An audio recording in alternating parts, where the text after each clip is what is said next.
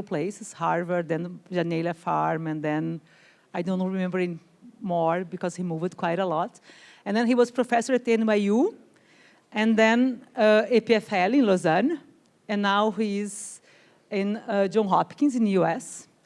And he will speak, he's from disordered materials originally, and now he has moved to deep learning, and he will explain you in more details. So just before we start, let me tell you that we would like you to sign here your names, just for our control, because you need to give some explanations for FAPESP later on. So we want you to sign every day here your name, okay? So just come here at a certain point of the day and sign here, okay? So Matthieu, please. Thank you, Carolina, and thanks for the organizer. It's really great to be here. Okay, yeah, I am actually both at Johns Hopkins and EPFL, just so not at Johns Hopkins, we will 50-50.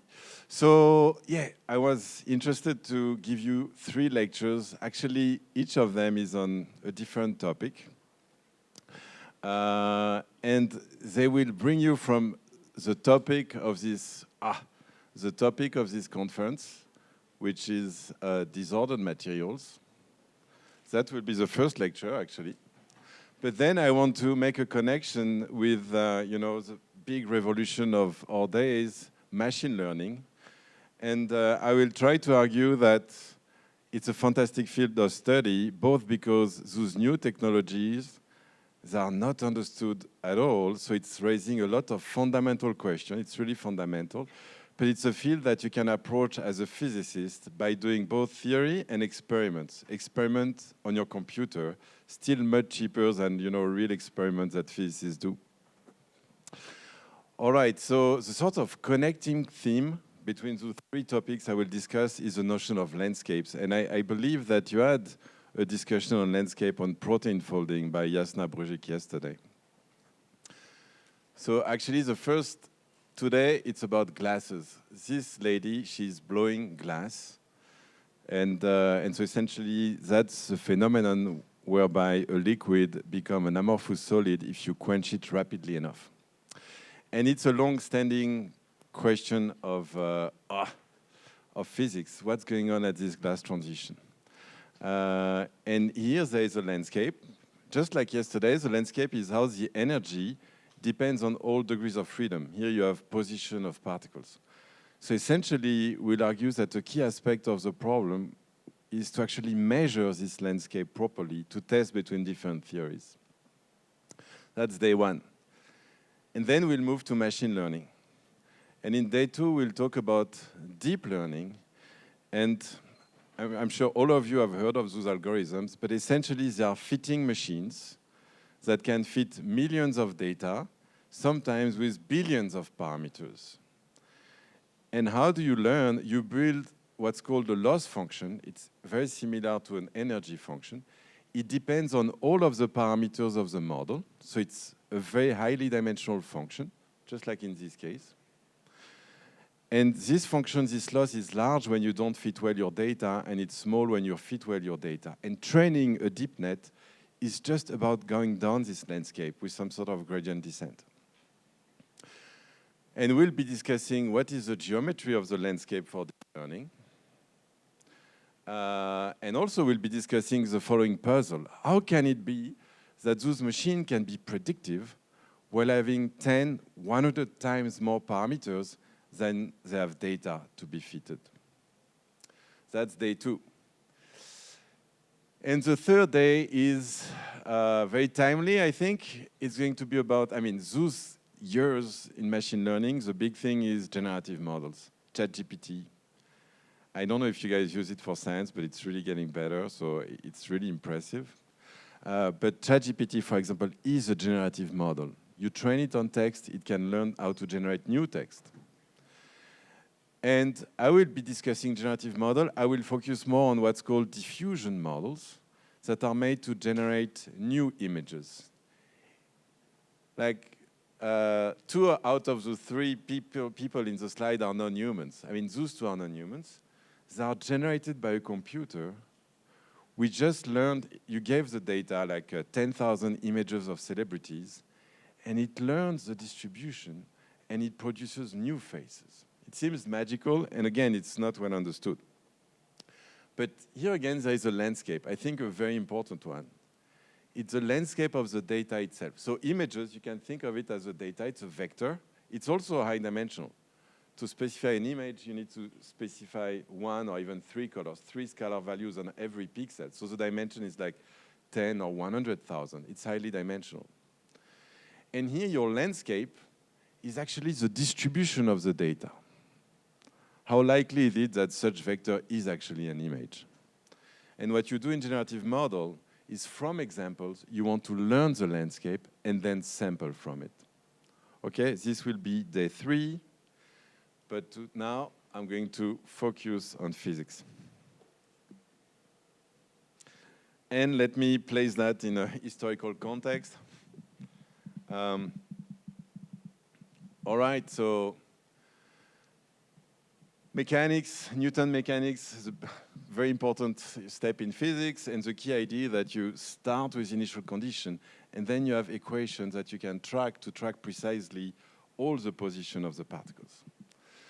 Problem is, once you have 3 particles or more, it becomes extremely hard. So think about a gas in a room, many particles, you just can't do that. And Boltzmann told us to do exactly the opposite as Newton. Assume that you completely forgot your initial condition. Assume that you have strictly no information on the system. And by making this assumption, amazingly, you can make a theory, it's statistical mechanics. All states of identical energy are equally likely if you are ergodic. But one question of our days, and I guess many of the talks that you will hear about these 2 weeks are about out of equilibrium. I mean, this was assuming equilibrium, but many systems around us are not at equilibrium. So you can think about systems that are open with flux of matter or energy, or systems that are very sluggish, slow, so you don't have time to equilibrate. So how do you build, statistical mechanics of out of equilibrium systems? And one class of physical systems like that are complex systems. By complex systems, I mean many different fields have different definition, but in our field, complex systems are systems where the landscape, for example, the energy, has a huge number of local minima, metastable state if you want, okay? And it's notable that the Nobel Prize in Physics over the last years was given twice for problems of that kind. Giorgio Parisi for spin glasses, John Hopfield for neural networks and associative memory. So this first lecture on class transition will be about dynamics. How do you navigate those landscapes? And if you have a liquid and you lower the temperature, essentially you will go down in this landscape.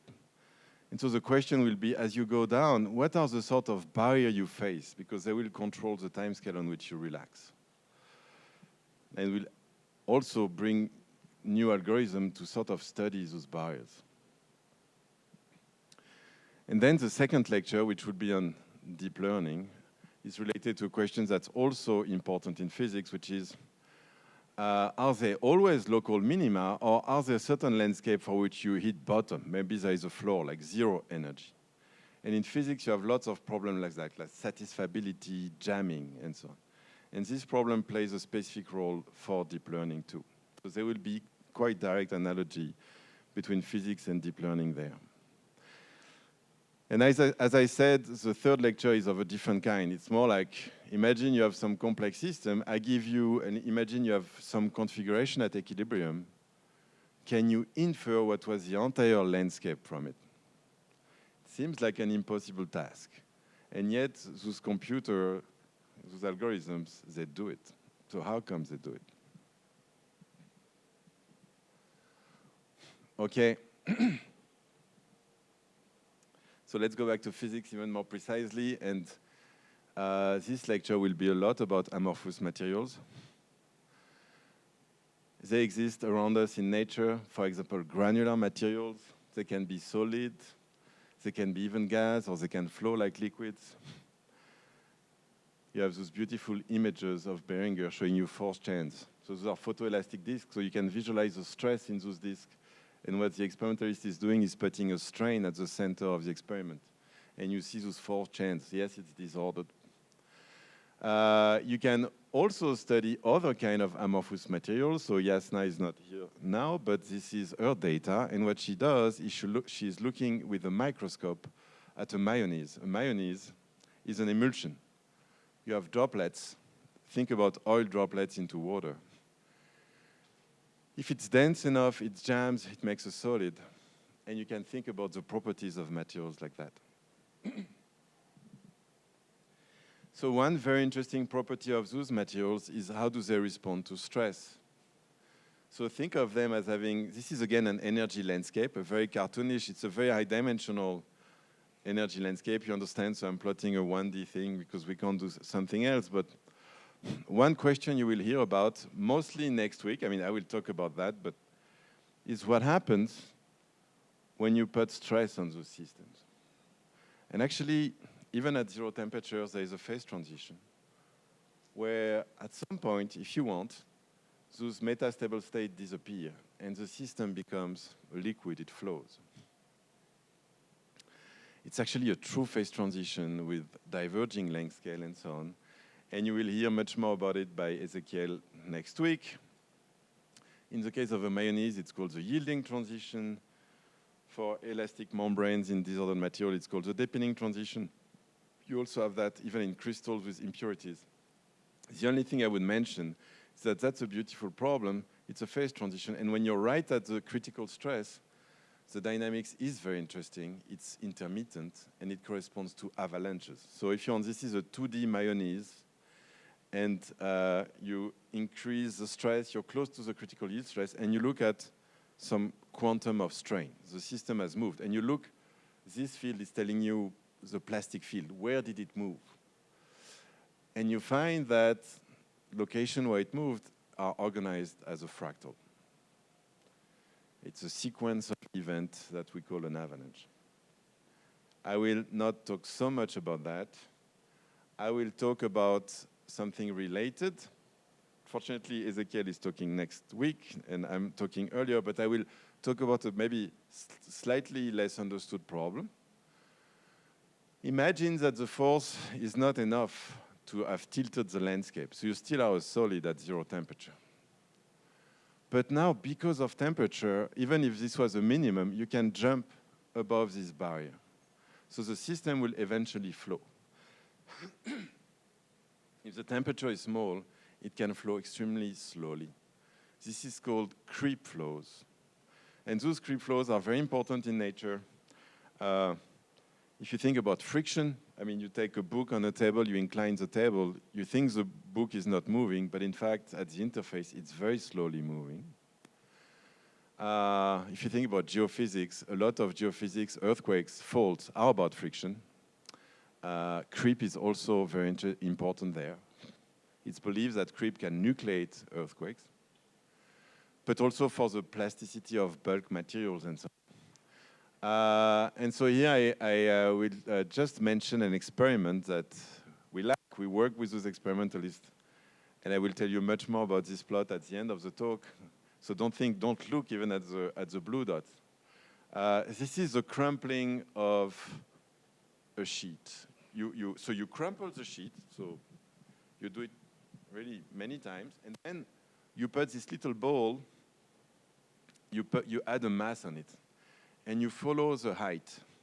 Let's say the negative height. So the thing is going to go down, my definition of h is going to go up.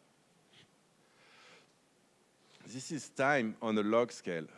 And so what you see is that on this scale, h, how much it goes down, appears to be linear. So it means that the response is logarithmic in time. The system is aging. As you wait more and more, the dynamics become extremely slow.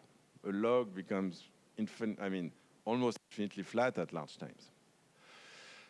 Such logarithmic response are found in creeping system very, very commonly. But one question that's not well understood, and where maybe we have something new to talk about, is the microscopic dynamics. How collective and correlated is it? Okay, so the goal of this talk is to connect this part of physics of disordered system with another part, which is the glass transition. In general, those two problems are thought in a disconnected way. And here on this slide, I want to mention my collaborators. So there is Cristina Gavazzoni and Carolina Brito. Actually, there is a poster on this work. Lots of the things I'm going to present are done with Massimo Picacciamara and Wencheng Ji. But also with Tom Degus and Alberto Rosso, and with Ali Tae, Misaki Ozawa, Marco Popovic, and Giulio Biroli. The work on CRIP is done with Daniel Korczynski, now a postdoc working on machine learning in my group, so he made the change. Dor Shoat, Yoav Laini. Okay, so now I have the task to present you this big field of physics and beyond in less than one lecture. So I have a few slides of introduction on the glass transition. Understand that it could have taken several hours, so it's going to be rather compact. But let me try to go to the essence. Well, first, a little bit of history. Actually, it has been a while since humans understood that they can actually make glasses. It's at least 4,000 years old. You find jewels made in glass in human remains, near humans' remains. Obviously, you know that it's used to make art. We make beautiful stained glasses or vessels from it. And then for technology. So maybe you guys know who invented Windows. Yasna told me to ask you questions from the start. Who made Windows? Who was the first to make Windows? I didn't know before either, but no one wants to try? Sorry? You said something, no? Bill Gates. No one wants to dare? Just try something. The Romans, almost. The Romans were the first to make Windows. Obviously, it's also used in optics, in your eyeglasses, but also optic fibers. And actually, a nice property of glasses is that it's amorphous. So it's not crystals can have dislocation that impose deformation on large scales and that can diffract light.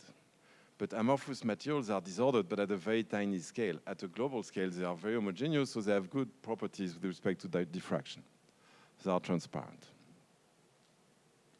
Okay, what we're really interested in is how you make the glass. So typically, you take a liquid, you quench it rapidly enough to avoid crystallization. And then you enter in a supercooled liquid phase, and at some point, it's so slow that it seems like it's solid, although it would eventually flow, if you wait millions of years.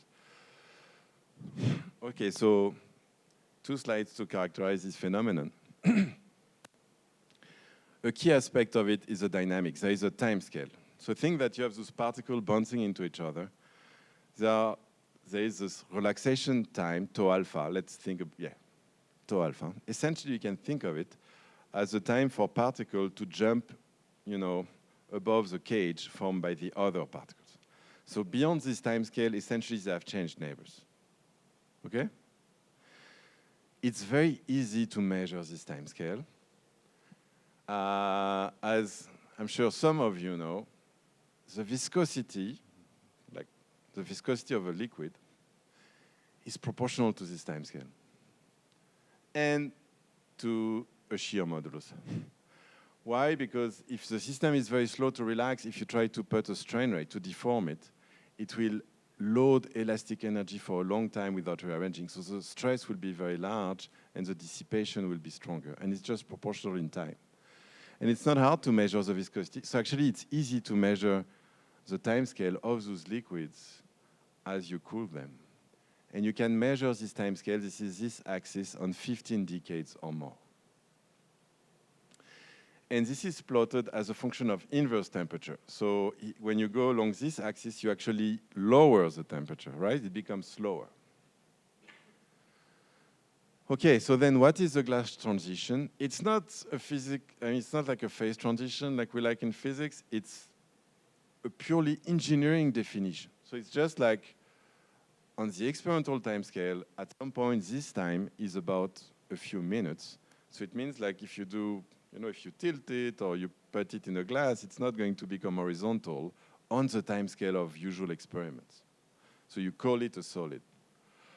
But if you wanted to call it, you know, to define it a glass at 1 second time scale, you would have another temperature. So there is nothing very fundamental in the glass transition temperature that we call TG.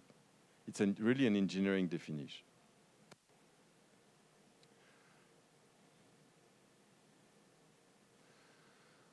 Okay, so what are we trying to explain here? We're trying to explain those plots are called the angel plot. So you have different lines here because you have different liquids. And the glass that makes your window is silica is here on this plot. So what is the interpretation? Why is it the case that this time scale by changed by 15 decades? Well, this is not surprising because we know in physics, chemistry, or everything that if you have barriers, the time scale to jump over barriers is related to the probability to be on top of it, which is given by the Boltzmann weight. It's the inverse of that probability. So we know that the time scale is exponential in some energy. I mean, there is a microscopic time scale, like how fast you vibrate, but then there is the exponential of the energy, and it's the most interesting aspect of the problem, divided by kT. This will define my activation energy. So in some liquids, this quantity is constant. That's, for example, for silica, the glass that makes your window. And in a plot like this, if this quantity is constant, the way it's plotted by taking the log and plotting as a function of 1/t, trust me, it leads to a line. It's considered the boring case in the field. But actually, in practice, silica is a very useful material. And I will argue, actually, that for dynamics, heterogeneities and cool stuff, it's the same in those glasses.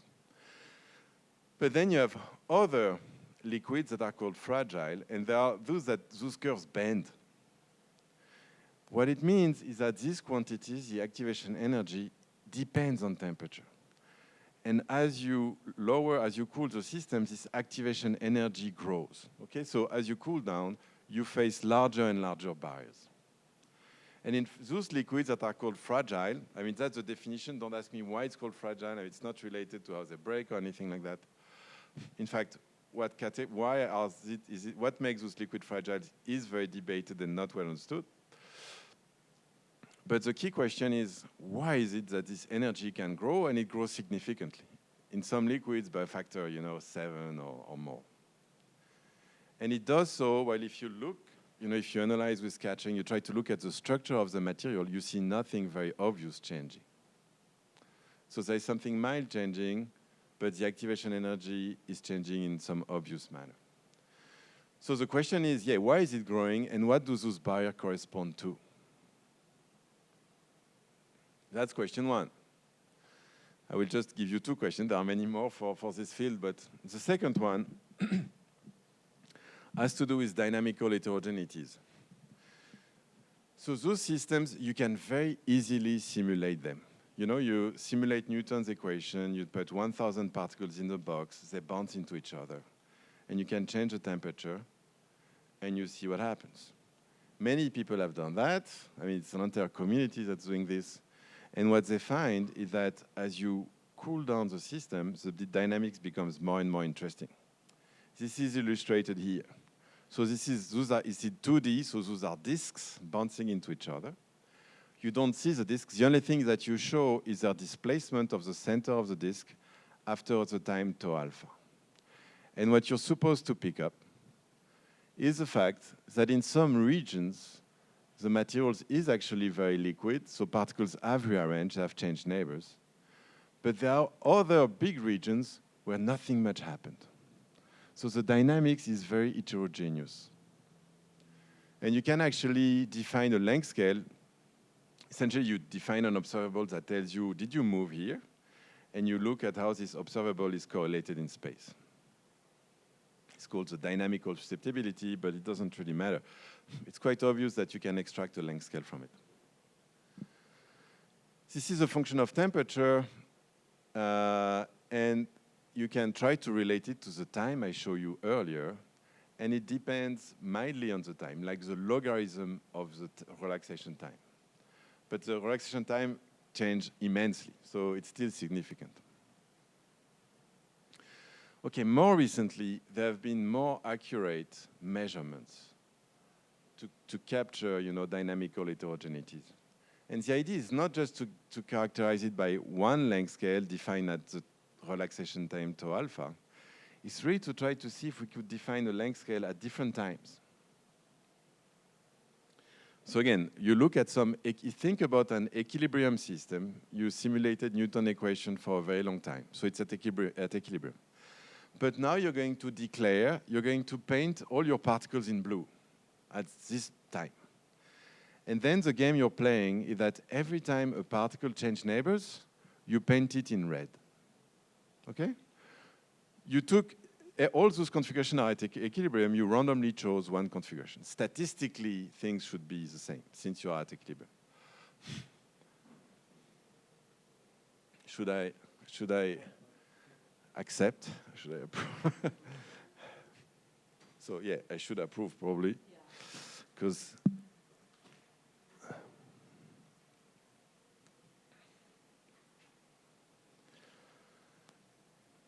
and so what do you see? You see that you have red regions that are appearing and growing, very much like coarsening. Maybe you guys heard about coarsening, but what you only need to know is what you see here, that you have big blocks that seems to grow.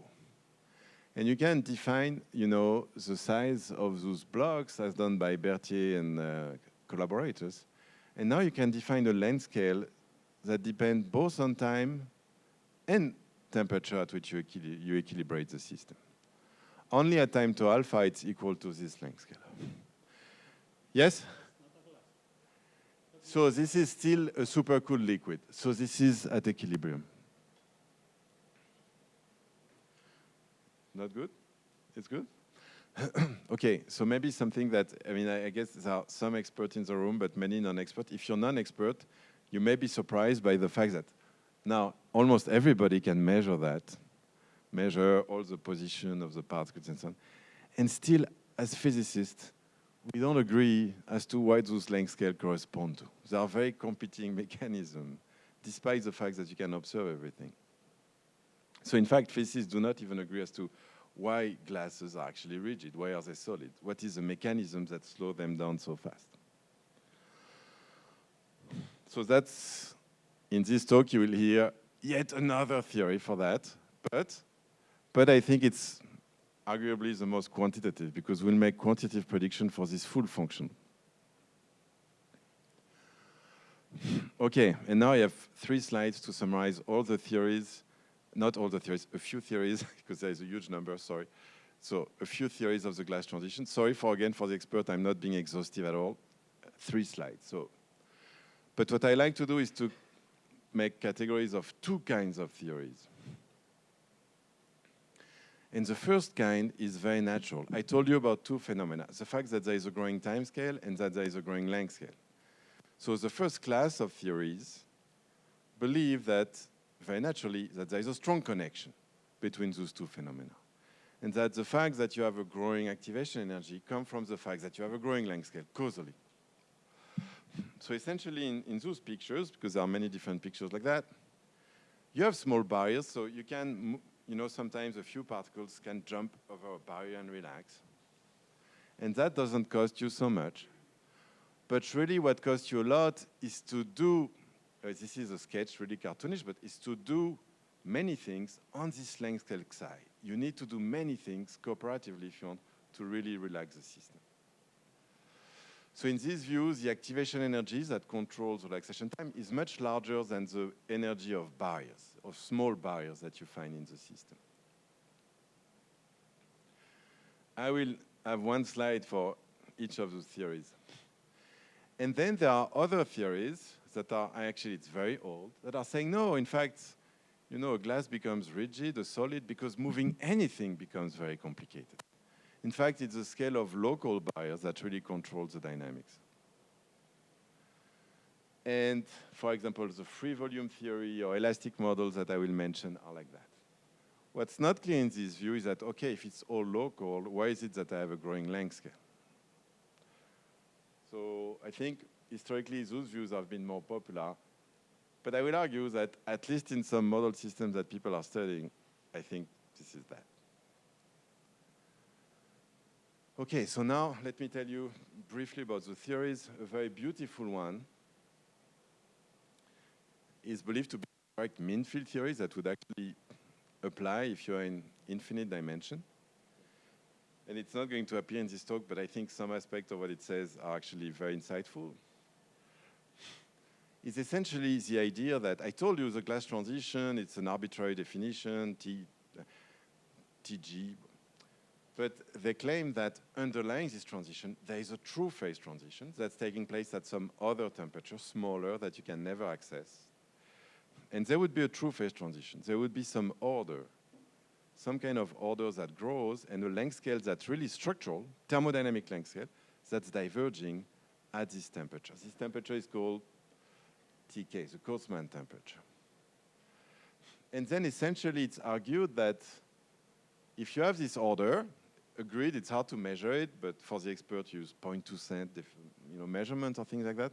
Once you have this length scale, you argue that essentially to relax, you need to break this order.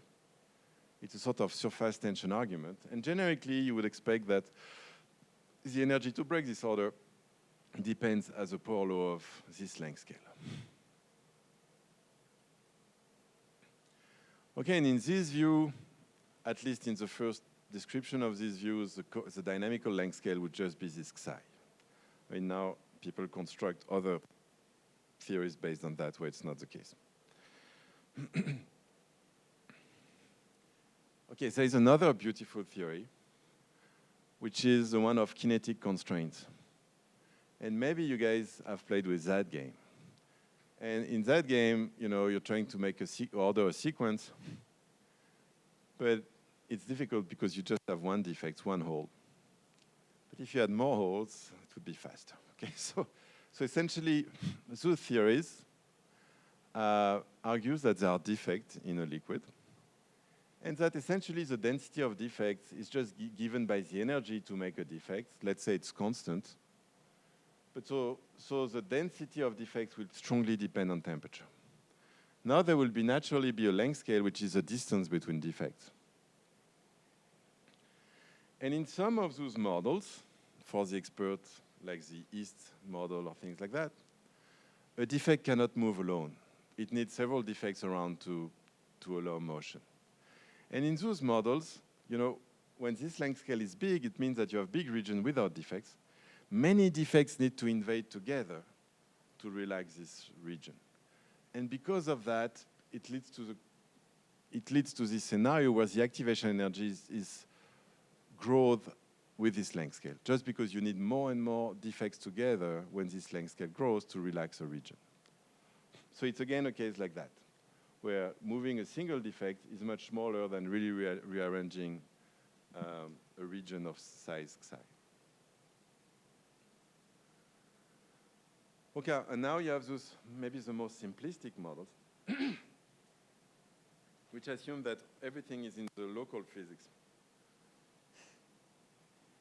And you have ideas like free volumes, and here I'm just going to talk about another model that's called elastic models. It's very simple. It's just saying, and it's true, on short time scale, a liquid is a solid. It's a fact. So if relaxation takes place rapidly, you can think about the energy cost as essentially the elastic energy of deforming the system. And in elasticity, there is not much you can do. The energy, just dimensionally, the energy is an elastic modulus, so high frequency elastic modulus for the expert, times the volume. That's the units of energy. And then there is something like this is dimensionless, it's a strain, but it's quadratic in strain, is the energy always, okay? So at a linear, for linear elasticity as well. So they would argue that the energy scales like that. Super simple model. The thing is, how do they explain then the activation energy change with temperature in fragile liquids? Well, then in this picture, they argue, they assume, there is no real argument, and it's not obvious at all, that the strain is not a function of temperature, that the volume is not a function of temperature, but that the shear modulus may be a function of temperature. And the good thing about the theory is that they can actually measure the high-frequency shear modulus.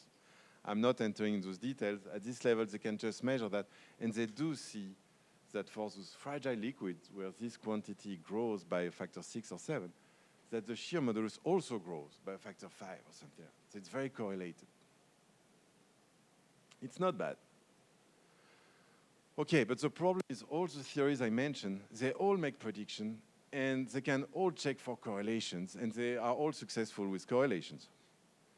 So how do you make progress? So I think we need to go past correlation, and the key point I would say is we need to do new measurement, and I would propose new measurement to try to have a smoking gun for that.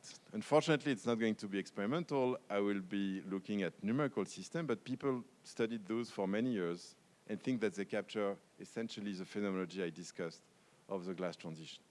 Doesn't mean that all systems behave like the one I'm going to discuss, but even this system is very controversial. So that will be the first part of the talk. Then the second part of the lecture is, okay, because I'm going to make new measurement, and I will argue that actually local barriers control the dynamics. But then you guys will shout back, but okay, if it's all local, why is it that the dynamic is collective? And I will introduce this theory for collective dynamics in part 2. And then in the third part, I will quickly tell you that we think that those views for the dynamical heterogeneities in the glass transition are much more general, and that if you think about the creep when you have temperature in depinning, yielding transition, and so on, it's also there. So those views have the potential, if correct, to unify different fields. Okay, that was the intro. Any question at that stage? Yes. Hello, thank you.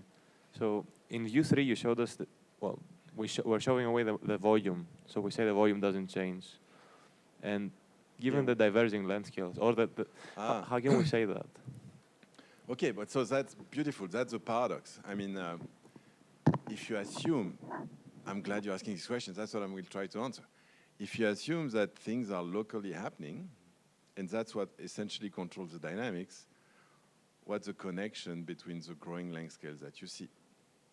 And I'm going to go through that in part 2. Other questions? Yes?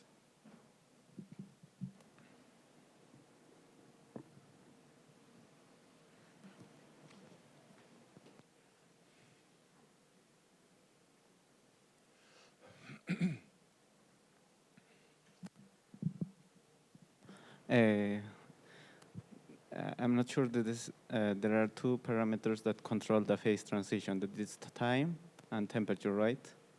So, okay, the correlation length is indeed dependent on those two parameters, yes. Okay. You can define, so the length scale, okay, the length scale I showed you is purely defined based on dynamics. And you can define a length scale that depends then on temperature and on time.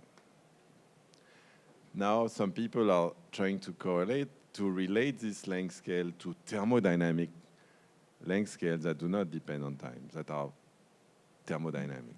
Okay, thanks. But it's not what I will argue. Other questions? Okay.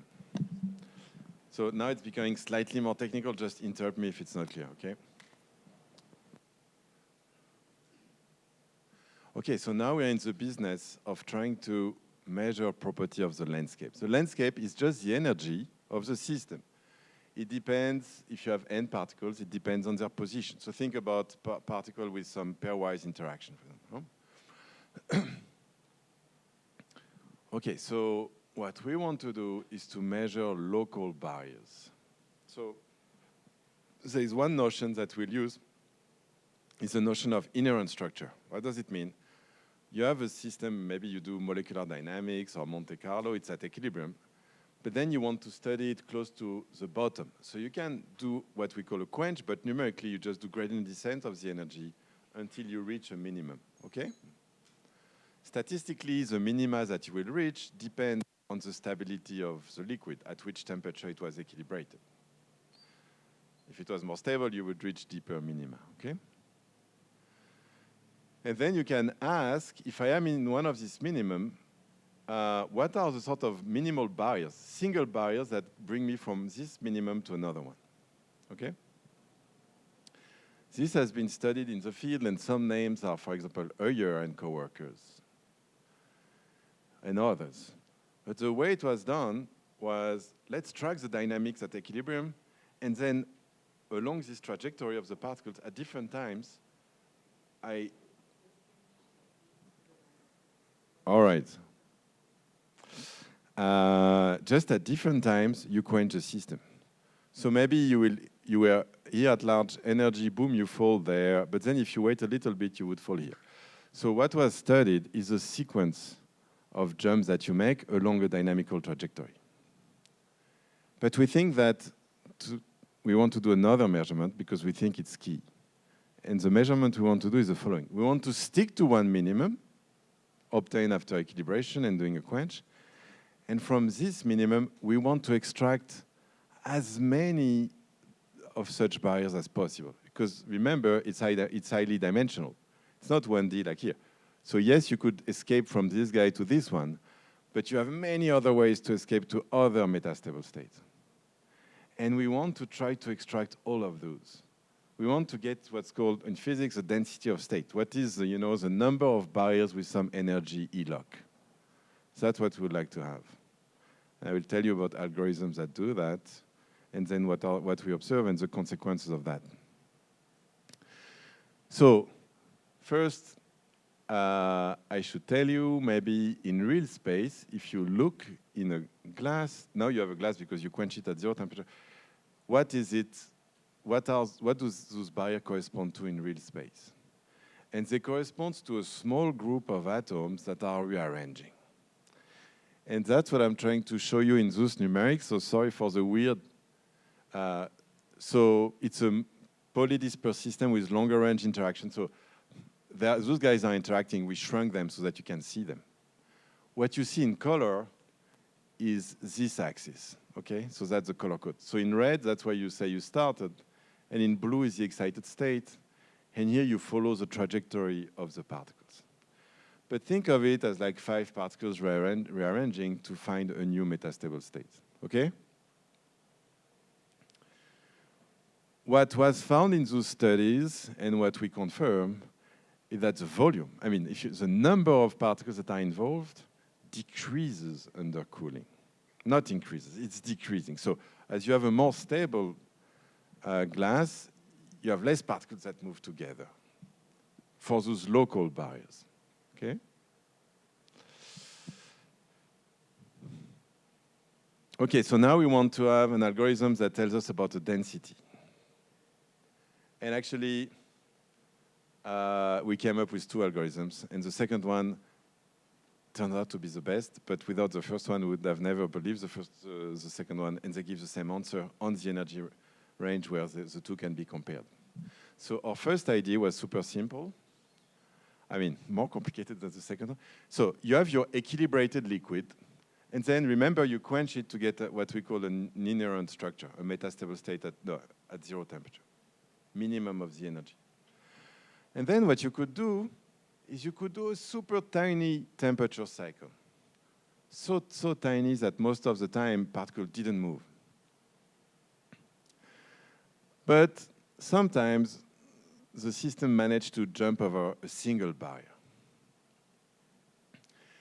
And then you can study this barrier. I mean, you have numerical methods that are called string methods to really understand what is the entire path.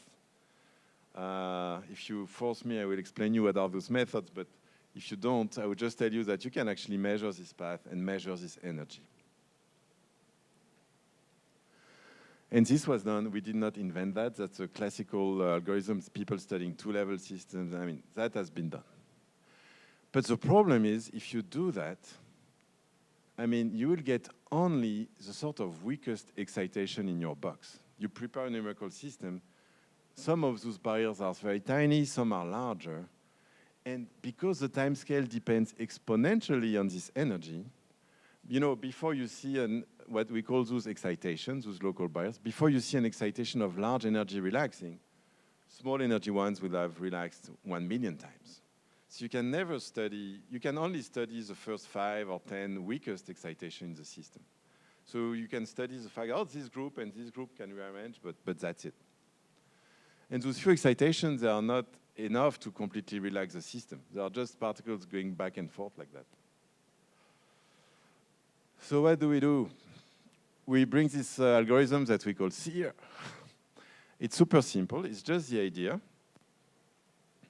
that once we discover, say, the weakest excitation, the lowest energy excitation in the system, we're going to reinforce the system such that this excitation cannot be triggered, okay?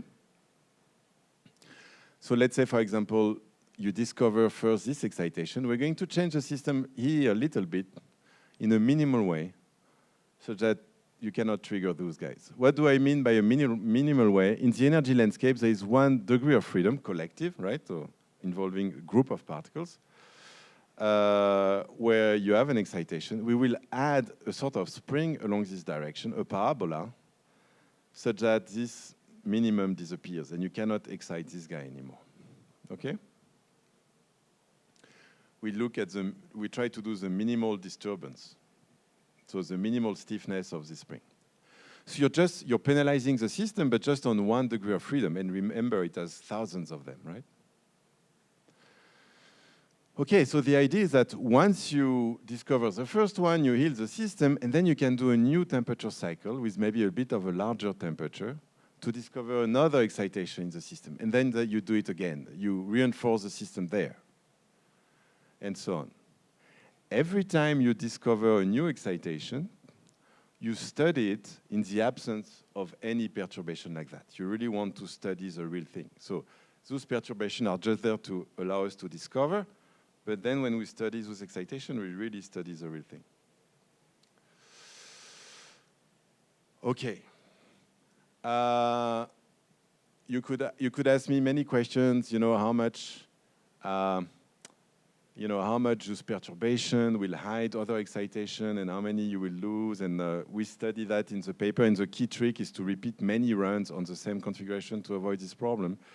But here I'm not going to even enter into that because we came up then with another algorithm that's simpler and that capture even more excitation. So with this approach, in a glass of a few thousand particles, we got, say, 100 excitations. It was enough to make the conclusion I'm going to show you. But then we came up with another algorithm, which is so simple. You look at your inherent structure, so it's an amorphous solid at 0 temperature, and now you're just going to impose a bunch of dipoles, just a bunch of dipoles on all pairs of particles that are adjacent. And if you push them, at some point you will have a plastic event. You're tilting the landscape by putting force. At some point you have an elastic instability, and it's going to flow somewhere else. You can look for the first metastable state it flows to. And with this method, we can recover all the excitation of the first method. And in fact, at small energy, we get everything in both, but we can get much more high energy ones. So that's actually what you end up getting. So that's the number of excitation with an energy E. The energy E is the height of the barrier. And the first method gives the same result as the second, but on a much narrower energy range. Okay, so here I'm just essentially showing you the second method. So you have different curves. So we think it's a key quantity that was not accessible before. It's a sort of density of excitations, characterizing the number of local barriers as a function of the energy. And now you can plot that for different equilibrium temperature. So you can change the stability of your liquid. And what you find, and it makes sense intuitively, is that if you had a high, at high temperature, so it was a not stable liquid, and you study its excitation, you have lots of them. It's this yellow curve. But as you cool the system more and more, and then study its excitation, you find that it gets depleted. So you find much fewer low energy barriers at low energy if the glass was stable. But the key thing is that those density of states have a beautiful property which simplifies the treatment, is that essentially the way they change when you change temperature is just a shift. So you can collapse all those curves just by shifting them by some energy scales that you can then measure, okay? And this is the measurement of this shift as a function of temperature. Now, this is key for the following reason. If you believe that a shift means it's completely equivalent to adding a quantum of energy to every barrier. So if you believe that local barriers control the dynamics in liquids, you make a very strong and testable prediction. You make the prediction that the change of activation energy should just correspond to the shift of this distribution between the two temperatures you're considering. This formula here. Is it clear for everybody? What's beautiful about that is that we can test it without fitting parameters. So there is one question for the expert, which is how do you extract this activation energy? So remember, you can measure dynamically your relaxation time. It's related to a microscopic time scale and then the exponential of the activation energy. Actually, we do measure this quantity independently. And experts in the room, I can discuss, or if there are questions at the end, but you can actually measure that. So you have no fitting parameter to extract the activation energy. And now what we plot is we take a reference temperature, okay, in our model it's 0.5, whatever the unit we choose, and we see how the activation energy change between any temperature and this temperature. And we plot it versus our prediction. So maybe I should stop back and say, all those measurements were done in specific numerical liquids, you understand? I mean, and we are using very popular liquids nowadays. They are polydispersed systems, and they are very popular because you can use certain Monte Carlo algorithm called swap to equilibrate them to very low temperature. So they are those that are the most studied nowadays, and they capture the properties I told you about of the glass transition. But my conclusions are for this system. Sorry, so AJ is just the definition of when you shift the system, right? That's the amount of yes. energy at So here you thanks. Yes. So really, what's best defined is between two different temperatures. What is the shift? So you can define EG in a sort of arbitrary fashion, like maybe it's for t equal 0.5, we say EG is 0, and then we take it as a reference. So this EG is, really this quantity is what is the shift in this density when you go from T1 to T2. Yes, that's the idea.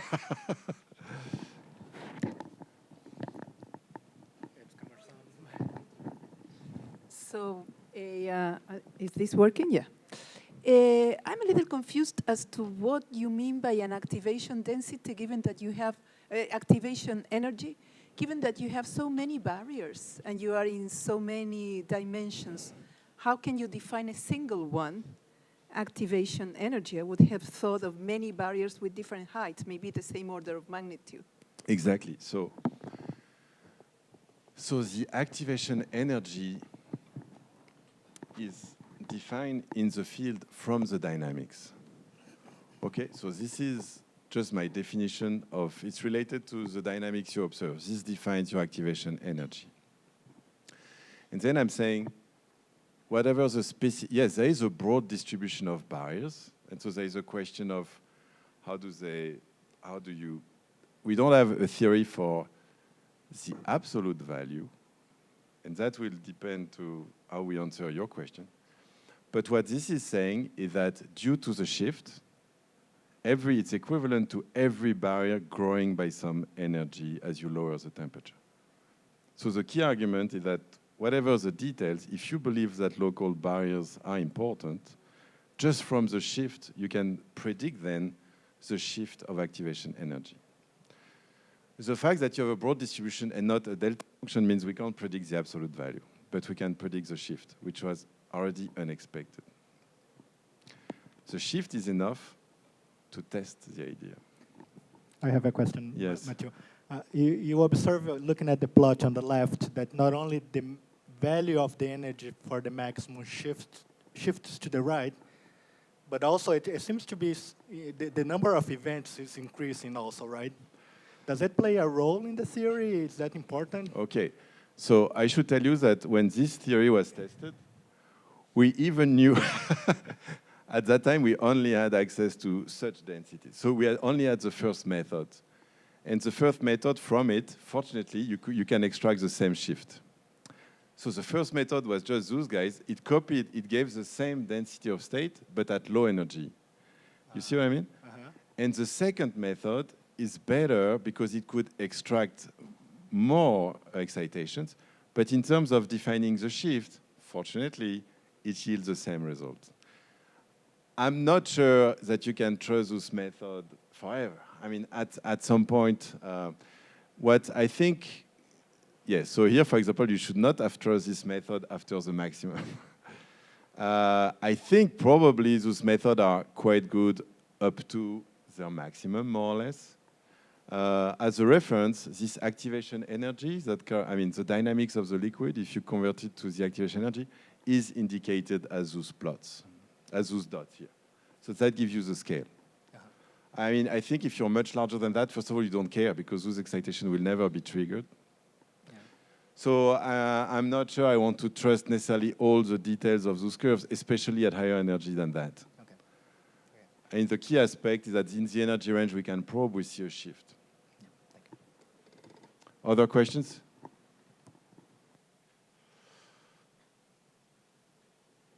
Okay, so in this liquid, we do find that our prediction, if you assume that the local barriers control everything, actually gives you correctly the change of activation energy.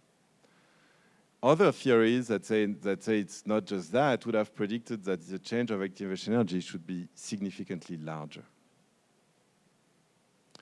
So at least for this model system, it's not like that, it's like that. So another way to plot the prediction is that, okay, we don't predict, for this reason, the absolute value of the activation energy. So when we dynamics, we have to accept that for some temperature we fit it. But in terms of how the rest of the plot, we can predict the dynamics from this measurement of the shift. And we get those blue squares that fit nicely on the measurement of the dynamics on our system that are the black circles. So it leads to a pretty quantitative theory of slowing down in those systems. Okay. What are you predicting there? So essentially, the observation here is just like the angel plot. You're plotting the relaxation time scale as a function of the inverse temperature. And those are those black circles. And the square are the theory. So we're predicting the change of activation energy, not the absolute value. So for the absolute value, I will fit it by saying that, for example, at this time scale, I'm imposing that my prediction is exact. But then in terms of predicting the change of this curve, this works well.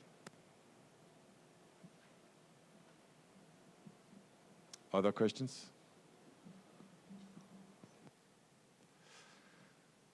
Okay, so now here's the question. If one big drawback of those models is that if they are true, if barriers are local, what is this growing length scale? Okay, so now the second part of the talk is that. Hang out with me because those models I'm going to introduce, I think will be used next week to think about depinning and yielding transition. They are called elastoplastic model. Okay, so they are mesoscopic model. You have these disordered materials. You think of it as being decomposed into blocks. And each block is just characterized by a scalar variable. It's some energy EI. It describes, if you want, the local barrier in this block. Okay? And then the rules of the game are quite simple. if I have some energy EI, there is a given relaxation time of this block, tau I, which is just exponential in this energy. So the probability that this guy does not relax is exponentially decreasing with this time scale, okay? So that's one part of the model. The second part of the model is that if one block relaxes, it's going to change the stress in the system. The stress is coupled to this energy, so it will affect those energies elsewhere. There is some propagator. Those models have been studying to death. In the deepening transition, where this propagator is local, you just give a kick to nearby neighbors. For amorphous materials, this propagator is long range with Paulo tails. I mean, I will not enter into those details. Everything I say, I think, will apply independently of the propagator, just it will be different universality classes, different exponents.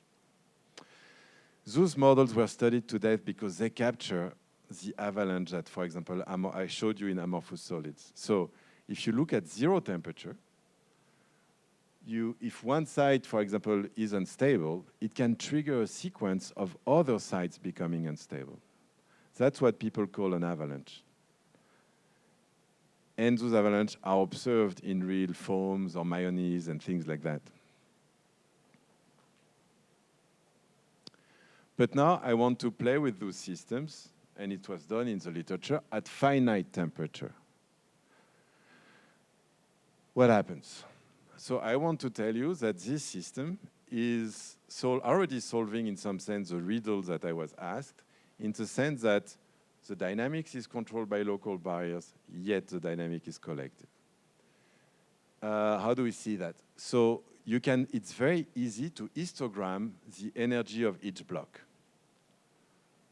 Actually, to get exactly the same quantity I told you before, to get this density of barriers. How many barriers do I have at a certain level of energy? And what do you find in a model like that? What you can prove, actually, is that when the temperature becomes super small, this density forms a gap. There is essentially no state here, and then there is a gap EG, and then it goes up. If you raise a little bit the temperature, this sharp gap becomes a smooth crossover. It's a tiny effect that takes place on the scale of order T. But what happens in those models is if you ask, what is the relaxation time? How much should I wait for the entire system to relax? It's not a completely obvious question because those guys are interacting and they have a broad distribution. What you find is that this is this gap value that completely governs the relaxation time. So the relaxation time just goes like the exponential of this gap divided by kT. Okay? So in these models, local barriers completely control the dynamics. You just need to know this value to know the dynamics. Okay? And yet, the dynamics is very collective. And this was studied by Misaki Ozawa and Giulio Biroli. So you do just the same as people did for molecular liquids. You have your elastoplastic model in a stationary, equilibrated way. And then at some arbitrary time, you paint all the blocks in blue. And then in time, those blocks that rearrange, you start to paint them in red. And you see, with your naked eye, those correlation lengths growing. You see this coarsening process, okay? So this model is controlled by local barriers, and still it has collective dynamics. So now what we did with those authors is to do a theory for this phenomenon. How much time do I have, actually? Do you guys know? 25 minutes. Okay.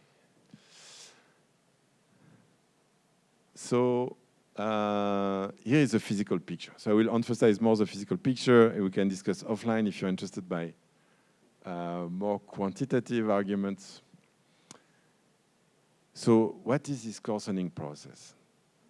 We call it thermal avalanches. And here is the idea. So I told you that you can look at the stability of the different region of your material, again, characterized by the energy of the barrier in this part of the system. And I told you that at low enough temperature, it's essentially a distribution that has a gap, like there's almost no one there, and then the distribution grows. I ask you to accept that. Now, what will happen? Well, if you wait long enough, you know, those guys, stochastically, they will eventually relax. The guys that are more likely to relax are those with the smallest barrier, close to this gap here. So at low enough temperature, essentially, this will be what happens first. So let's say this site relaxed. But now sites are elastic coupled with each other. So when this guy relaxes, it's going to change the energy of the other site in the system, in particular those that are nearby. And so some of those sites will enter this forbidden region. Now this is interesting. This forbidden region is of positive energy, so it's mechanically stable. So I'm not talking about the usual avalanches, where you have, which are just like that, but you have sequences of events where sites are always unstable. One unstable site triggers another instability, and so on. That's the usual thing, very well known, very well studied. But here it's different. What happens is that your operating guys are still mechanically stable, but they are in this sort of dead zone region where you die much earlier than the others. So those are, if you want, bombs that wait to explode. And so those bombs will explode, bring other sites there. So it will trigger a sort of avalanche of faster activated events. It's a sequence of events that are still activated. Now, at some point, there will be a characteristic length, and I will argue about this length scale in the next slide, because some region will be faster than others. And at some point, those regions, the faster region, you won't percolate and will enter the other regions. So now I want to tell you about an argument for this length scale. Okay, for the expert, it's a finite size scaling argument. So I told you that at vanishing temperature in those models, the density of excitation, the density of energy, the histogram, has a gap. And I told you there is a threshold, I called it EG. But as those of you working on these other materials know, if you have a finite system, there is no way any threshold could be sharply defined. It will have to fluctuate. Even if you have IID variables and you look at their mean, you have, central limit theorem fluctuations. Any quantities will fluctuate. If it's IID independent, like 1/square of the volume fluctuation or something like that. In general, things can be correlated. And so you will have fluctuations, so that's what's indicated here. Those fluctuations will only vanish in the thermodynamic limit. And those variables were independent. This nu would be maybe d/2 or 2/d or something like that. In general, things are correlated, so it's more complicated. The physics behind this exponent will be discussed much more by Ezekiel in the second part of the week. So just assume phenomenologically that, quantity fluctuates and it's characterized by some exponent. Okay, so now assume that I give you many different elastoplastic models of given size L. So L is the linear length of my box, my numerical box. I give you many of them. And I ask you, well, simulate them at some temperature. Do they all go at the same speed or not? And the answer to that question is quite simple. It depends how temperature compares with this energy scale, the energy of those fluctuations.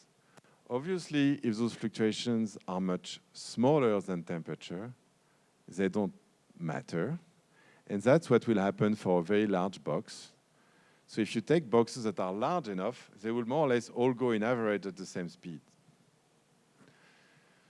But if those fluctuations are much larger than the temperature, then some of the boxes will be super fast and some of the boxes will be super slow.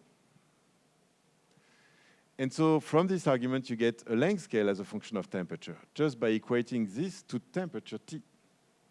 And that tells you that there should be you know, a diverging length scale that diverge at t equals 0, that just goes like t power minus nu.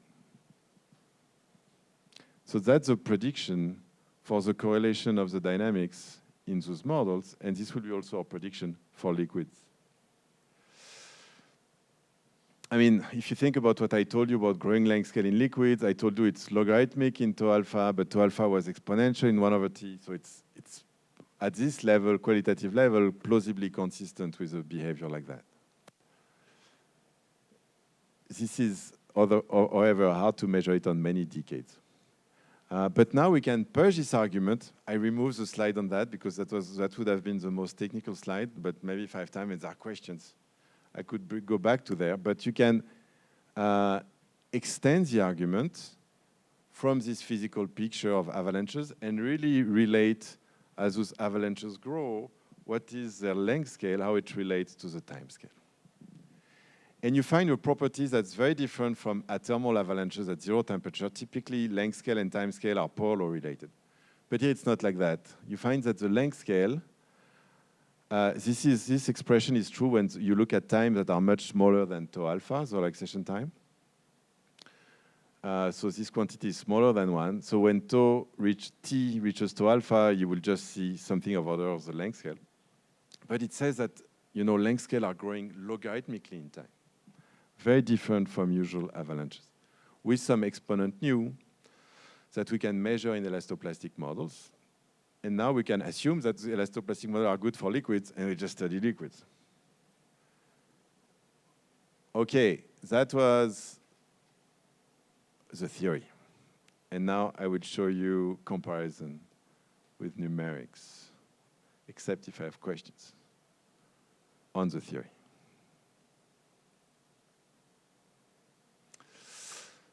Okay. This is the work of Chris and Carolina, actually. So if you saw their posters, I hope you saw the poster already.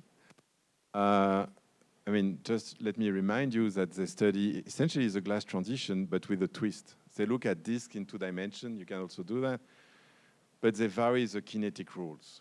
Sometimes particles have additional degrees of freedom. Sometimes they are restricted to move on planes. It's done such that the system is still ergodic, so eventually you could reach any other configuration. And the rules satisfy detailed balance, so it should be at equilibrium. So it's the same thermodynamic properties, but you play with the kinetic rules. Now, we believe that this theory should work for any kinetic rules that you use.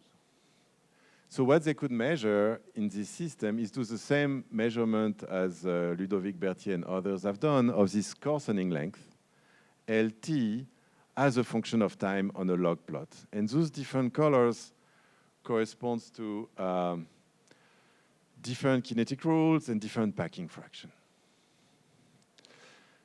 And the key point is that this theory would predict that if you rescale things properly, because you can also measure, as everyone has done in the literature, this length scale psi, that all those different curves should collapse. If you divide L by psi, and if you represent, instead of t, tau alpha over t. And this is quite remarkable. You see that all those plots indeed collapse, and this is the theoretical fit of this formula, taking nu from elastoplastic models. So I would say, to date, I will dare to say that it's the most quantitative theory tested for dynamical heterogeneities in liquids. Happy to be contradicted, but I think that's the case. What would be really nice to have is to have measurements, experimental measurements. Many people 10, 15 years ago studied dynamical heterogeneities in colloidal systems and so on, but they are not, so it was just this quantitic psi, but they were not measuring those coarsening length. And I think it would be great to do that, to test with the new theories on this question. What's the exponent in the... Okay, I don't remember by heart, but I think it's close to 1. It enters in a log, so it's okay. So I have to say, yes, so I think it's close to, I don't really remember, it's in our paper. Yes, but it's true that in terms of predicting this exponent because it enters in a log, you will never have decades of a log, right? So it's hard to test this exponent in any precise fashion. But the fact that you can rescale in this functional form and that it should be logarithmic in time, I think that at this level, I think that's convincing. Other questions? It is one? Okay, thanks. Thank you. Other questions? Yes.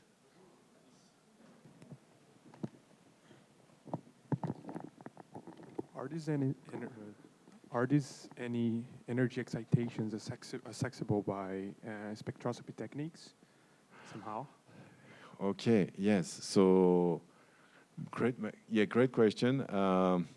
People try to do that. The experimentalist group in the US, we try to do, yes, diffraction, things like that, to study what they call the beta relaxation and to try to access those objects. It's not very easy. What is the energy scale of these energy excitations? You mean so that depends completely on the system you're considering. So if you want to think about a molecular glass or something like that. Yeah. So it would be maybe 50 kBT. I mean, so I told you that time scale can be a microscopic 10 power 15.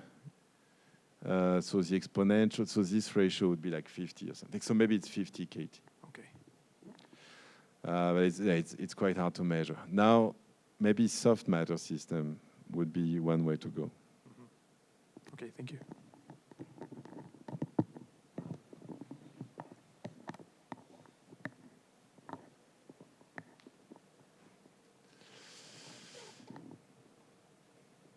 Or crumpling of paper. So, so here we actually, and here I'm going super fast. That may be too fast. I would have had time.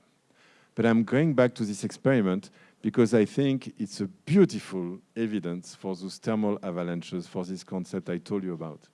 Because, you know, I told you only half of the story. I told you only about this curve, how this guy moves as a function of time. But there were also those blue points. What are those blue points? You put a mic close to your crumpled paper and you listen to it. And when you put the mass, it makes lots of sound. And in fact, what you're going to plot here is the time interval between two sounds that it makes. Okay? Delta t. And you plot it as a function of time, which is a log scale. So, you know, this is seconds here. And maybe it's days here. I don't know. 10 power 5 seconds. You guys know. It's long. And what you see, which is beautiful, is that as you wait more and more, some of the clicks take ages, 10 power 3 seconds, which is like 1 hour or something. 60 by 60. Yes. So a fraction, 20 minutes or something. So sometimes here you have to wait 20 minutes between two clicks. Okay, so that's aging and so on. But the cool thing is that you see on this plot with your naked eyes thermal avalanches, I would argue, because you see that you have clustering. You see those vertical stripes here. It means that you have correlation. You see that those events are super slow, but still they are very correlated. So you have very correlated, very slow events. And that's precisely fit to the mechanism I told you about thermal avalanches, where events make other events not instantaneous, but more likely in the future. Okay? So we actually worked with those guys to test our theory more quantitatively. It's not really in this talk. This talk was going to be more simple. Just the fact that this creep, you can also study it with elastoplastic model. So the same sort of grid model, toy model I told you about. Remember, I mean, that was those guys. Those guys, you put suddenly a stress on it. You put stress, it's coupling to those energies, and then you let the system go in time. And what do you see? Thermal avalanches. That's what you see. You see very similar things at the experiment. You see that that's the distance between, now it's the interval between two boxes rearranging, the time interval between that. Again, this is the age of the experiment. And then you see that the time you have to wait grows, again, linearly in the age of the experiment. But again, you see those correlations where you have extremely slow events that became more and more, I mean, that are correlated. What is the unit that you are presenting? Okay, so it was, so the thing is, numerically, my postdoc was keen to test our theory on 30 decades. And so he just looked at an extremely small temperature, which you can simulate. And so you have the luxury to be able to test our theories on 20 decades, which is not the case for the experiments. But so, yeah, so you can choose whatever temperature you want, except when I told you there is a relationship between temperature and length scale. If you choose a temperature that's larger than, there is a temperature scale associated with the box. If you're below this temperature scale, you can detect avalanches. If you're above, then things take place in parallel. You cannot think about avalanches. But here he's looking at temperatures that are 100 times smaller than what's needed. That's why you have these giant numbers. But so what's going on? Actually, funnily, this paper is under review, and I mean, this was not we didn't think of it as the key idea of this paper, but we didn't see it in the literature. And the referee told us, actually, it's known since 60 years in, in the field of crystalline materials with this location. So essentially what's happening is that I told you everything is in this density of state. What happens is that as you age, this gap is going to shift because you're depleting, you know, the regions that are the least stable. In fact, it's easy to convince yourself that the way this gap increases should be essentially proportional or a function of strains that you can linearize. And if you just write that the dynamics is exponentially slow in this gap and that this gap grows with linear strain, you get logarithmic aging, as others have done. But what's really new here is that you can study also dynamical heterogeneities, avalanche-type response, correlation lengths in this picture. And here I'm just showing you that. If you look at the paper, you will see several observables where we test our views. Happy to take questions on that. Again, I think it would be really nice to look in particular in soft matter systems that are more easy to visualize than molecular liquids to visualize creep. And actually, Alberto Rosso has some experiments. I mean, he's working with experimentalists. I should remember their name, and I don't, I'm sorry. Working in magnetic system, looking at those avalanches. Okay, so I'm already concluding. Okay, so one key idea is that, I mean, there is a long-standing debate. I think what we need to do is to measure. Okay, so what I proposed is a new measurement to characterize landscape. And what came up from this measurement is that, at least in popular model system, what we could see is that local barriers really appear to control the dynamics. There is no cooperative effect as was proposed. But the second view is that even in this picture, you completely expect a growing dynamical length. So that's something that I think was really missed in the literature, that there is, if you want, a decoupling between what controls activation energy and what controls length scale and dynamical heterogeneities, at least in this viewpoint. What we have done so far is pushing that because we think this idea of dynamical, of thermal avalanches is also there in creep in general. You think about frictional system, yielding, and so on, and we numerically tested that for depinning transition. Experimentally, we just have the crumpling paper. It would be great to have other systems because you cannot visualize what's happening inside your paper. So if we could actually have experiments where we do visualize, it would be super interesting. There are some questions that are not discussed at all and that are very important. So I don't think it's the end of the story. For example, I didn't tell you, one of the key questions is why is it that the activation energy grows? And I told you, well, it's about those local buyers. But why is it that the density of local buyers is shifting? We have ideas on that we developed in this paper and open questions related to a question I was asked. Happy to discuss that. Another question you could ask is, and I think it's always good to ask this kind of question, which is, okay, but if dynamical heterogeneities are unrelated to dynamics, why do we care? Well, why do we care about microscopic phenomena if they do not really affect macroscopic phenomena?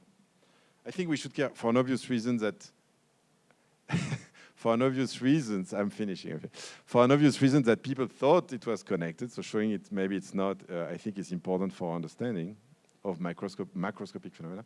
But also I think that those thermal avalanches could play macroscopic role in systems that are inherently unstable. Like think about earthquakes or frictional materials. Those materials have velocity weakening. When they start moving, they can accelerate. It's easier to move if you start moving.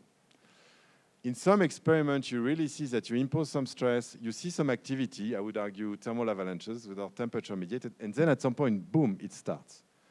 So is it the case that those thermal avalanches can actually nucleate rupture? So I think that's also an interesting question to think for the future.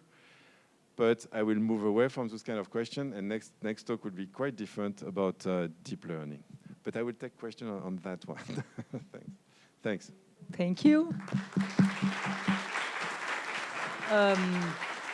Well, there are more questions. I think we could ask a short question and then we move to the coffee break because we need to be here again at 11. But I think we have time for a short question and then we can discuss.